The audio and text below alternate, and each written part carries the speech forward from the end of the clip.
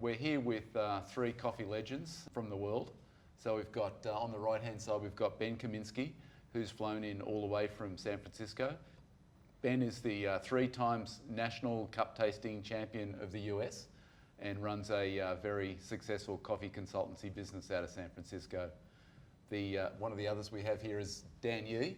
Dan Yee placed second in the 2013 National Brewers Cup competition and has cut his teeth in some of the best coffee places in Australia. And then we have Paul Geshos. Paul Geshos has probably had influence on probably most of Australia's influential coffee people. So right from the very top, right the way down. Very influential guy in the Australian coffee scene. So guys, welcome. Welcome to Sydney, Phil. to Alexandria. Thank you. Thanks for having us. Yeah.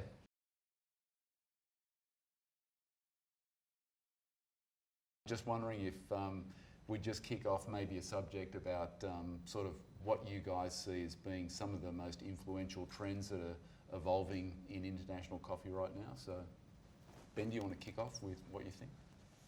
Yeah, certainly, just really creating efficient systems that support consistency at high speed, for the busiest coffee bars. That's a huge one in the States right now. Just building systems that reinforce quality at high volume. That's definitely a huge one. Right, right. What about you, Dan? Yeah, it's definitely true.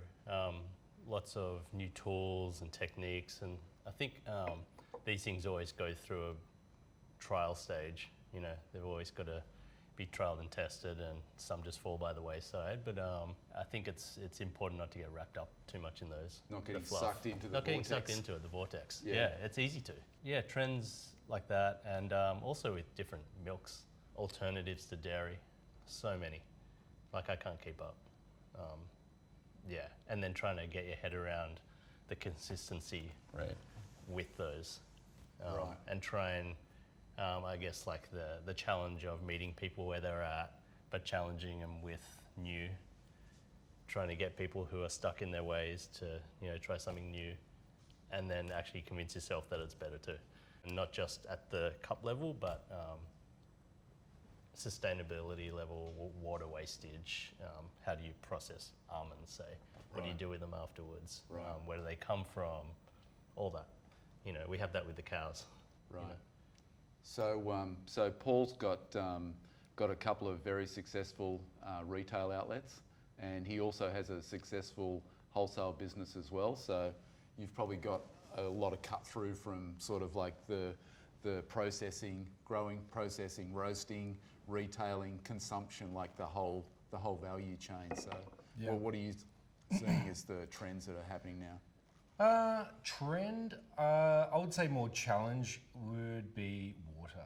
I think Right. for us, that is our sort of main focal point at the moment, and seeing how, coffee flavors translate through different water profiles. And what we've seen is throughout the whole country, we've got very, very different water sources, different, I guess, components of sodium, potassium, magnesium, and the influence that has on coffee flavor. Is it a trend? Yeah, I would say that it's something that has really come into focus just across the industry, that the importance of water, water chemistry specifically. That's right. And it's not yeah. even in our city, we've got multiple water sources. So whether it's coming from Warragamba Dam or Exactly. any other places, it will have a huge influence. Yeah, dramatic. And it can make things taste amazing and really make things taste not so desirable. Right, that's right.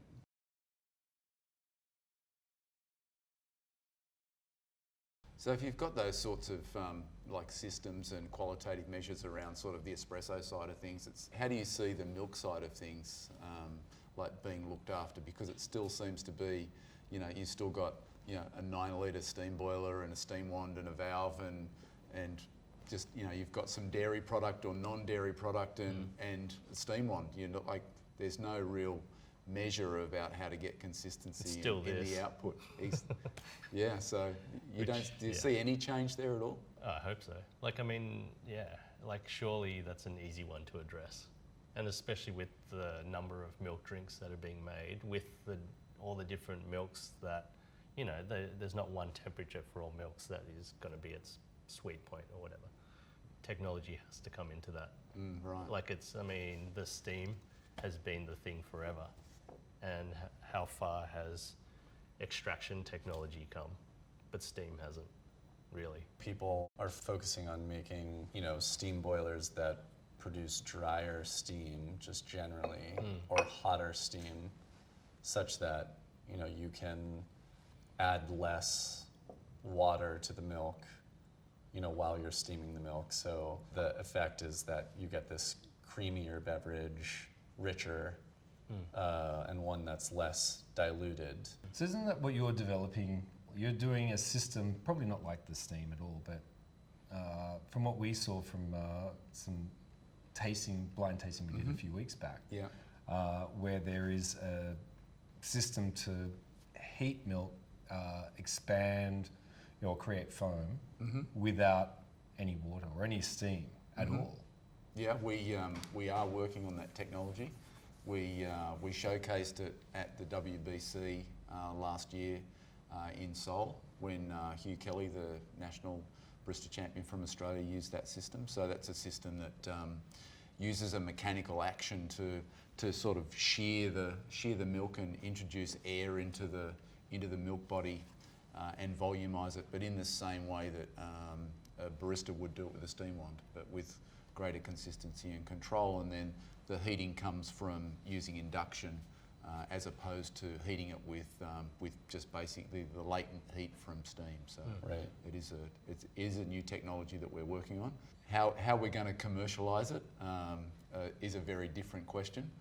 You know, some of these things are great in theory. You can prove the principles and you can deliver them in one-off devices, but commercialisation and industrialisation of it is a very different question. So. Right, actually putting that into production. Yeah, exactly. Yeah. So. I mean, can you talk a little bit more about that, or is it something that you don't want to go down that? Look, all I can say that is like you hit on the major points that it doesn't introduce any water into the textured heated result. Right. So you get there's zero dilution. So you get much. Whereas you know, like 10+% of the weight of the milk in water would be normal. That's normal in a commercial or It's like that's low for a domestic machine. But so as we call it, the milk cloud, it's technology where you don't add any water at all, so you get the mouthfeel is like far creamier. You've got a much more tactile drink experience. The other thing about it is it's like the surface of the milk holds up for much longer, so it's obviously maintaining that microfoam, that structure for much longer than the conventional methods that we're using now. So. And top to bottom in the cup, not just the top bit. It's like exactly. unreal. So the texture is right the way through the beverage. It's not that head and body situation over time. It seems to hold up.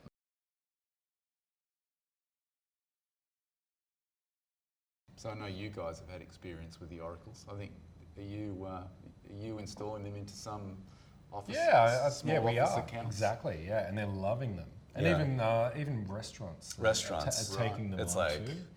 It is. It's such a great solution. I mean, because I think there's a level of quality that I think is expected, and which you would normally have to, install a commercial machine to be able to do this. Then do the training. I mean, the Oracle Touch is what we've been working with, where you can pretty much dial in recipes for different coffees that you might want. And to be able to deliver that sort of consistency of milk it's kind of hard to teach on these small volume accounts because you generally have a high turnover of staff. And they have a lot of staff. They have a lot of staff, and then you've got the chefs that want to come in and kind of make coffee themselves. And to have that as a solution was huge. I mean, it was a big eye opener for me. I didn't see that as big a problem as it was. Yeah. This is just changing that mindset. I think a little bit of a struggle, but not really. I guess as far as people going, they see these shiny, stainless steel Italian machines that, and everyone wants it, with a heat exchange sticking out where they're burning themselves and, no control. Yeah. Where, you have to have someone who actually has some sort of knowledge on how to pull an espresso and steam to do it, a barista who's been trained. Yeah. And people have these in their homes. They look nice. I've seen the trend of people moving away from those and going, oh, I actually want the ease of making a coffee in the morning, because no one wants to dial a coffee in when they're half asleep. No. And I think getting from that commercial machine to an appliance can actually do everything for you, but get the same quality that you would in a cafe. That's the bridge. This is the expectation, though, isn't it? Consumers expect to be able to replicate what they had in one of your bars outside. They expect to be able to replicate that at home anytime they want. Yeah. Yeah, without burning through half a kilo of coffee dye. Right. I mean, that is the quintessential previous experience of making espresso at home. I think any of us would say that we would never have an espresso machine in our homes because we know what it takes to get to where we would want to drink it. Yeah. And having that experience with the Oracle of just having the majority of that process be automated, and then really only needing to interact with those points that where you're really controlling the quality, picking the grind size, picking the extraction time, that is really all you do. That was the thing that I really noticed about the Oracle Touch, just that you could just throw the milk pitcher underneath the steam wand and really get perfect results with no effort by just pushing a button.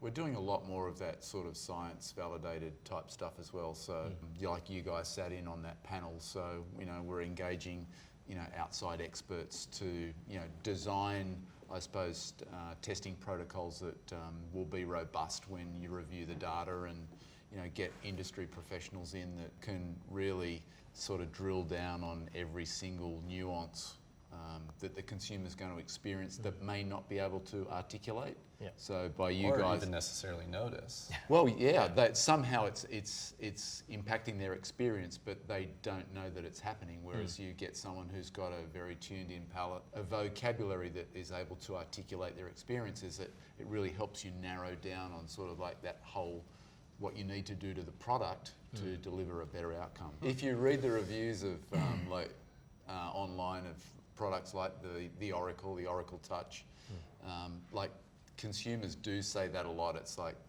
there's no need for me to ever go to a cafe again. Sorry, guys.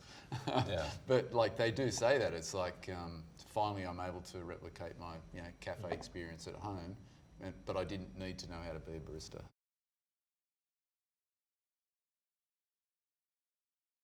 Just to close off, so just each of you could just describe how you think the future of coffee is looking in your various geography through your own lens. As far as just the future of coffee goes, the thing that jumps to mind, straight away is just effects of climate change on the industry. It's just the most pressing issue by far.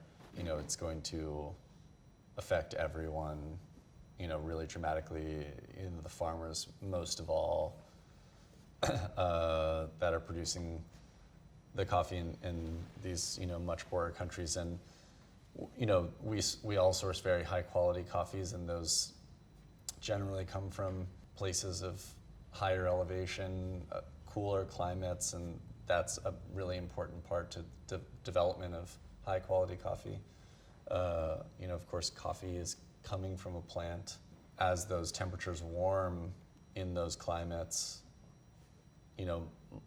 many factors come along with it, pests and bacterias, molds, and all these different things that can affect the trees. So that, is along with, just every part of the world, climate change is really threatening the industry, and the sustainability of the industry. That is the biggest thing, not to sound so dire, but that's a real thing. It's a real it's thing. very much the thing that is for our part of the industry sort of constant topic of discussion. And Yeah, it gets a lot of industry focus, not a lot of consumer focus. of course, yeah, for sure. What about you, Dan? How do you see coffee through the lens that you view the world? Yeah, I guess even flowing on from that, you know, at the bar end of the scale, or the roasting, you know, we can only make a good a coffee as is available, and if we're depleting that in a negative or like in a really bad way, and we're not doing anything to support that, yeah, we can only work with what we have. So from a bar level, it's almost it doesn't. I don't think it stops with just the baristas necessarily or the roasters. I think it's got to be communicated to the consumers. They're the ones paying for it. Yeah, it's got to go further than just at the bar. It's got to go further. That education, which is with everything, with how the quality of coffee has progressed. It's that communication of why we're doing this thing that might be a little bit different, why this is a better way to go. Right. Just that communication. I think, yeah, it's often just the alienation and the elitism that some baristas can put forward, and making customers feel stupid sometimes. Yeah. But actually, We've all seen that, I think. yeah, Yeah. like it's brutal. It's And, embarrassing. It's embarrassing, you know, and you kind of want to meet people where they're at, and people Yeah. are still people, and we can communicate this stuff, and that's what we need to do, I think. And what about you, Paulie? How do you see the health of the coffee nation through your lens? Well, yeah, I mean, I agree. I think this is a thing that we're sort of all talking about right now. And I mean, it's not just a new thing. I think it's something that has been ongoing for many years. And I think for us, our responsibility is really trying to work with people who, you know, can affect some sort of change on the ground, and choosing where to buy coffee and where not to buy coffee. Right. Really encouraging organic production of coffee. I mean, I think that's something that's a big, it's a bit of a risk take for a lot of producers, because I think there's an immediate hit on yield. That's right. But it has long-term benefits. I mean, Yeah. that's only part of the story. So for us, it's really, I mean, we're sort of internalizing this, but we also have the ability to, you know, open the doors to the consumers from our perspective and show them what we care about. And we can only do this on a sort of company level, is be able to sort of, you know, curate, I guess, what we do through the lens of that. Yeah. With all this in mind, you know, working with producers that aren't necessarily just going for high yield, you know, factory farms. Yeah.